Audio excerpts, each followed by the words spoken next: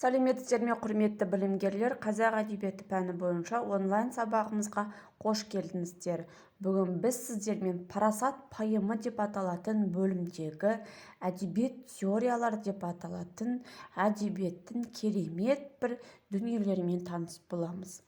Әдебиетте біз тек қана жазушылармен, олардың өмірін және шығармашылығын оқып қана қоймай, арасында әдебиеттің теорияларымен таныс болып, өзіміздің білетінімізді шығарманы талдау барысында көрсетіп алуымыз керек.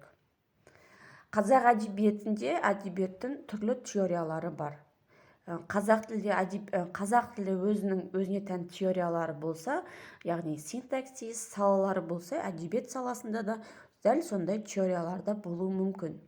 Әр саланың өзіне тән бөлімдері болады дегендей. Әдебиет теориясы бұл әртүрлі бағыттағы заңдылықтар мен қағидаларды жүйелеп, эпикалық, прозалық және драмалық көркем шығармалардың табиғатын танытуға қызмет етеді. Әдебиет теориясы ұғымдар мен терминдердің ғылыми қағидалар мен ережелердің құрғақ жиынтығы емес, ол сол арқылы көркем әдебиетті өз пәнін барлық қырынан жан-жақты ашып көрсетудің құралы болып табылады. Яғни әдебиетті танып, біліп, ішіне кіру үшін біз сіздермен әдебиеттің теорияларымен таныс болуымыз керек екен. Яғни құралдары деп айтасақ та болады. Әдебиет теориялары бұл ұғымдар мен терминдердің, ғылыми қағидалар мен ережелердің құрғақ жиынтығы емес. Жоқ, ол сол көрсетілген мәселелерді зерттеу барысында әдебиет пен тарихтың қиылысында ортақ методиканың принциптерін қалыптастырады. Келесі топ әдеби шығармалардың көркемдік, яғни эстетикалық сапасын, яғни стиль, әдеби тіл, сюжет, композиция, жанр, үндестігін, типологиясын, тарихтылығын мәселелермен айналысатын болса, бұл бағытта әдебиет теориясы поэтикамен үндеседі екен. Соңғы топта әдебиет рухани эстетика құндылық тұрғысынан қарағанда, ондағы мәңгілік құндылықтар өтпелі дүниелерге шынайы баға беруі, яғни әдеби процестің өз кезеңіндегі үрдістердің сараланады.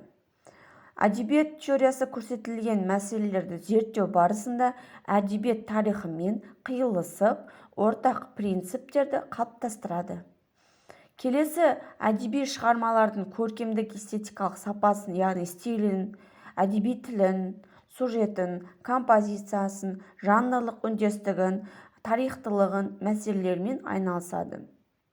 Әлемдік әдебиеттану ғылымында қалыптасқан дәстүр бойынша әдебиет теориясы зерттеу объектісіне байланысты 4 топқа бөлінеді.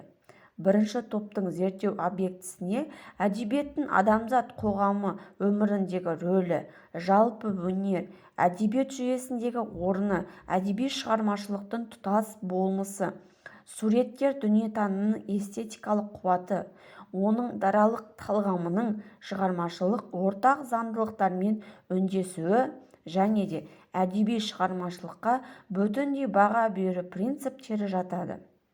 Екіншісі, әдебиеттің тарихи дамуы, жанрдың тек түрінің ортақ заңдылықтарының қалыптасуы, әдеби процесс, ағым, бағыт, кезең, дәуір, әдеби байланыс, көркем шығарма талдау, қабылдау заңдылықтарын қамтиды. Әдебиеттану ғылымындағы қалыптастырған дәстүр бойынша әдебиеттану зерттеу объектісі, яғни көрсетілген яғни 4 топтан тұрады, соның екеуін атап көрсеттік. Яғни бұл жерде әдебиеттің тарихын және де оның түрін атап көрсету. Қазақ әдебиетінде әдебиет теориясы жайлы 1938 жылы және 1964 және 1969 жылы Қабдеш Жұмалиевтің осы әдебиет теориясы деп аталатын еңбегі мектептерде және жоғарғы оқу орындарында басылып шыққан, яғни оқулығы басылып шыққан. Сондай-ақ Исмайыловтың әдебиет теориясының мәселелері деп аталатын 1940 жылы орта мектепте арналған, яғни орта мектептеріне арналған оқулығы жазылған. Және 1970 жылы Қабдоловтың әдебиет теориясының негіздері деп аталатын еңбегі жарық көрген. Бұл еңбек толықтырылып сөз өнері деп аталып 2 рет 1976 және 1982 жылы қайта басылып шыққан болатын.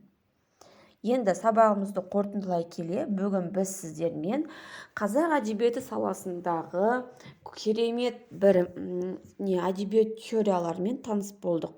Бұл бізге өте керек дүниелердің бірі, себебі шығарма талдауда бұл көптеген бізге жеңілдіктер әкеліп береді. Бүгінгі сабағымыз аяқталды. Сау саламатта болыңыздар.